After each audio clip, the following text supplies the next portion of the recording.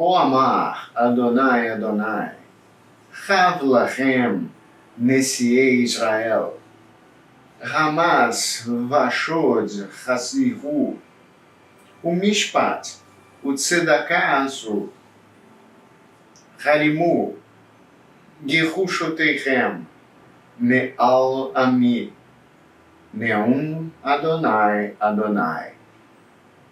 Ezequiel 45:9.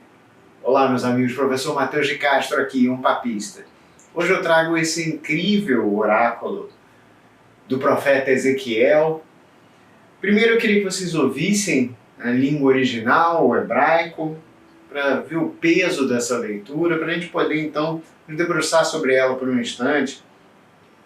Então, כה אמר, assim diz, כה אמר Adonai Adonai, e assim diz o Senhor Deus. Você vai falar Adonai Adonai, como assim o Senhor Deus, duas palavras? É porque uma delas, na verdade, é Yahweh, né? O tetragramaton, que ninguém sabe exatamente como se pronunciava, porque se parou de falar, porque até hoje nós, assim, todas as línguas, a própria Igreja Católica sempre nos diz para não pronunciar o nome de Deus, evitar, então substituir sempre pelo o Senhor. Isso foi durante a maioria dos séculos já, sempre que possível foi substituído pelo Senhor em todas as línguas. Então aqui, em vez de ler Yahweh, nós lemos Adonai novamente em cima. Então, assim diz o Senhor Deus, Rav Lahem, seria como basta a vocês, mas como você tem o sujeito logo depois, Nessiei, em inglês também costumam classificar dos construtos daquele que está, dos construtos de nasci, de príncipe no plural, os príncipes de Israel, os príncipes de Israel. Então, basta, chega, os príncipes de Israel. Nós temos Hamas, violência, Vashod e opressão, Hassiru. Então você seria, chega, remova, seria uma expressão que estaria aqui. Então, mas algo como chega, pare, acabe, sabe, remova mesmo, tire essa violência e essa opressão. Então essa expressão aqui, Vashod, Shods, aqui e a opressão, não está falando de opressão, a gente está falando, se você lembrar do tempo do rei Salomão, começam a cobrança de pesados impostos que massacram o povo, né? E você tem outros abusos do governo, e aqui Ezequiel usa essa expressão algumas vezes para lembrar sobre o abuso de você da tirada da terra das pessoas, que é uma coisa que ele vai ver logo em seguida, a gente vai falar disso.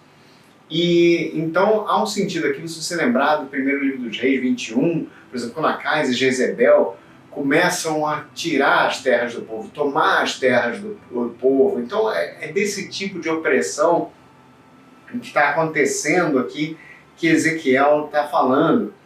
Então ele diz, o mishpat, o tzedakah, asu é do verbo fazer, né? Então faça, mishpat é justiça, né? E tzedakah pode ser traduzido por justiça também, quase como sinônimo, mas na verdade é um sentido mais espiritual, é um sentido mais de onde vem a ideia de justificação, santificação. Então faça justiça, um bom julgamento, equidade para com o povo.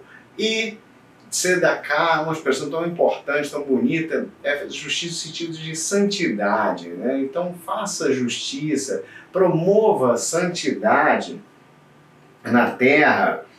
Eles harimu, cesse, pare com essa palavra tão fascinante, Gehushotechem, né? Com as suas, às vezes isso é traduzido ao pé da letra como expulsão, remoção, mas aqui literalmente expropriação.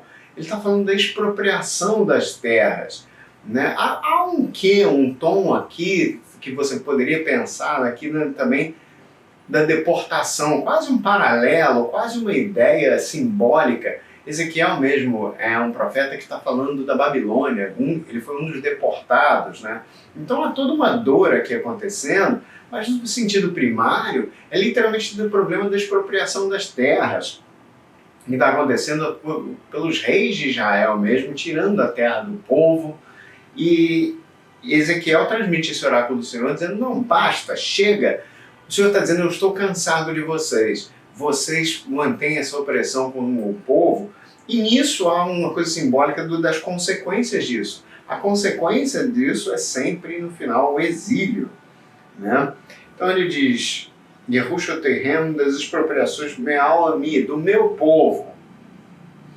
Neum Adonai Adonai, assim diz o Senhor Deus. Então aqui, essa mensagem maravilhosa, Ezequiel é uma mensagem para todos nós, e claro, como toda a Bíblia. Ezequiel é um profeta que às vezes é complexo de ser entendido. Aqui, nesse momento, essa mensagem chega quase assim, como você nem via ela chegando. Ele está falando sobre as terras nesses capítulos, ele fala às vezes sobre a divisão das terras, uma coisa que vem de Israel desde antes. Ele está falando dos levitas. Então, se você lembrar, os levitas não receberam exatamente terra. Eles estão em toda a terra. Então, mas às vezes existia cidade, santuário, algumas coisas. Então, Ezequiel está dizendo o seguinte, é sobre a santificação, no final das contas. Você está retirando as terras, você está retirando lugares onde os levitas habitavam também, estavam, e você está impedindo a santificação da terra. Então você vê esse tipo de abuso, esse tipo de coisa, geralmente há uma ordem para o pecado. O pecado leva à idolatria, então a gente está falando há ecos aqui do tempo de Jezebel, coisa profunda idolatria de outros deuses. Então o pecado leva à idolatria, que leva à depravação, você vai ter sempre a depravação, você vai ter todo tipo de prática dos pecados da carne, por exemplo, é sempre, né, pecados sexuais sempre seguem esse tipo de coisa, e você termina com esse tipo de abuso que leva à servidão. Então você tem uma ordem bem certa do que acontece no pecado, a nossa civilização mostra isso muito bem. Infelizmente, então você cai nisso, há uma ordem para isso, e o destino final, uma coisa que já foi profetizada, desde até do Deuteronômio antes, o final é o exílio. A servidão leva ao exílio, leva ao fim de uma civilização, que é mais ou menos a mensagem aqui. E Ezequiel está dizendo, basta, chega aos reis de Israel. Então ele não está transmitindo uma mensagem aos babilônios, dizendo, olha, chega de deportação, chega dessas coisas que estão acontecendo, chega da sua influência. Não, a mensagem é para quem acredita. A mensagem é para quem tem fé. É para quem deveria, ele mesmo, ser um exemplo aos outros. É ele que deveria manter as coisas firmes. E ele que deveria acreditar no Senhor para impedir as deportações. Para se você manter uma vida de santidade, você não chegaria a esse ponto. Então você não precisa se render a isso, você não precisa ficar com medo disso. Você deveria acreditar no Senhor e manter a santidade da sua terra, não abusar do seu povo, levar a palavra de Deus. Então essa é uma mensagem maravilhosa do profeta Ezequiel para todos nós, uma mensagem de atenção.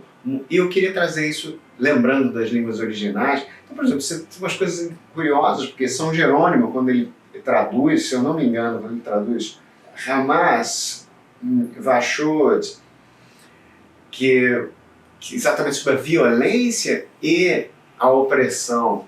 As expressões que ele usa, se eu não me engano, são iniquitatem et rapinas. Então, assim, forçando a aproximação, o cognato, mas com uma certa atenção a isso. A gente tem uma expressão, infelizmente, muito comum, porque a gente usa de rapinagem, né? Você retirar isso.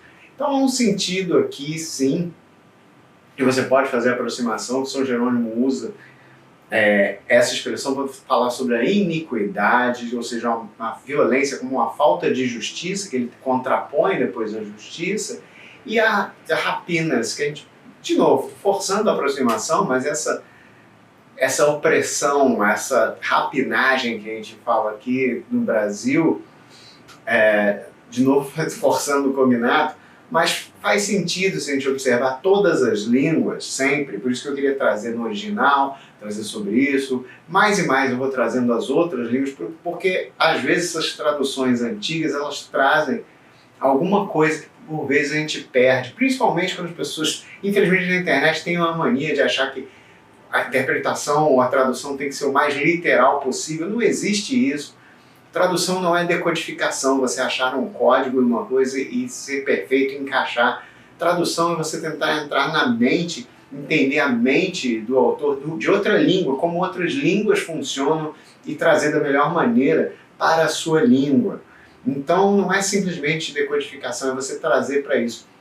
E nesse ponto você tem que entender a língua naquele momento, as evoluções, todas as pistas que você tiver em outras traduções e tentar trazer isso da melhor maneira possível numa mensagem teológica que está por... O uso da linguagem aqui também é teológico, então você precisa trazer isso. Eu espero que isso tenha trazido principalmente a mensagem de Deus mais claramente a todos nós que vivemos num mundo que precisa tanto de Deus. Essa é a mensagem do profeta Ezequiel. Muito mais vem por aí no apostolado. Espero que vocês fiquem comigo para mais vídeos. Em Cristo, entregue a proteção da Virgem Maria, um papista.